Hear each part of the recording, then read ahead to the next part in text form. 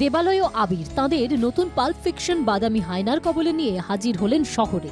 বুধবার শহরের একটি মাল্টিপ্লেক্সের ছবির প্রিমিয়ার অনুষ্ঠিত হয়ে গেল। স্মৃতির অতলে তলিয়ে যাওয়া স্বপন কুমারের বিখ্যাত গোয়েন্দা দীপক চ্যাটার্জিকে ফিরিয়ে আনলেন পরিচালক দেবালয় ভট্টাচার্য। বাদামি হায়নার কবলেতে দীপক চ্যাটার্জির অভিনয়ে মুগ্ধ টলিউডের সেলেব্রা।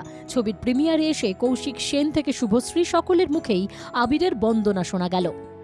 খুবই ভালো, ছবিটা একদম অন্য রকমের একটা ছবি হয়েছে। স্বপন কুমারের দীপক চ্যাটার্জির ইয়েকে ফিরিয়ে এনেছেন, চরিত্রটাকে ফিরিয়ে এনেছে, খুবই ভালো লেগেছে। একদম টিপিক্যাল দেবালয় যে ধরনের কাজ করতে ভালোবাসে, একটু অন্য ধরনের মেকিং, সব কিছু নিয়ে খুব ভালো লাগলো। আবিরদাকে ভীষণ ভালো লাগছে, অদ্ভুত লাগছে আর কি। আবিরদা খুব ভালো করেছে। বিষয়টা হচ্ছে দেবালয় ভট্টাচার্যের সঙ্গে আমিও কাজ করেছি, তো তার যে উইয়ার্ড চিন্তা ভাবনা, তার যে এক্সিকিউশন, সেটা একেবারেই আলাদা। তার একটা নিজস্ব একটা প্যাটার্ন আছে, তো সেটায় কনভিন্সড হয়ে অভিনয় করাটার মধ্যেই একটা অদ্ভুত পয়েন্ট দেওয়ার ব্যাপার হয়েছে।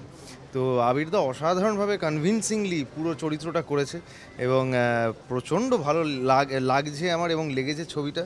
এবং নতুন ধরনের এডিটিং, সংলাপ outstanding, the whole team, crew সবাই প্রচণ্ড ভালো করেছে। হইচই স্টুডিওজের স্বপন কুমারের বাদামি হায়নার কবলে অসাধারণ লেগেছে আমার।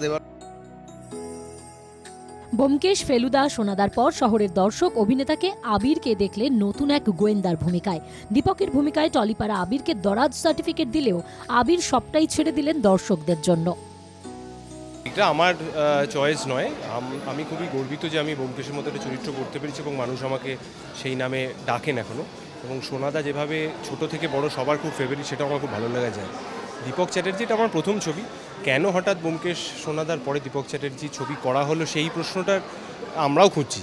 তো সেটা যদি দর্শকও সেই প্রশ্নটা খোঁজেন, আমার মনে হয় সেটা স্বপন কুমার ও দীপক চ্যাটার্জি, যাদেরকে একসময় মানুষ এত ভালোবাসত, এত পছন্দ ছিল, এত জনপ্রিয় ছিল, কিন্তু তারপরে তো মূল স্রোতে তো তাদের আমরা সেভাবে পাইনি।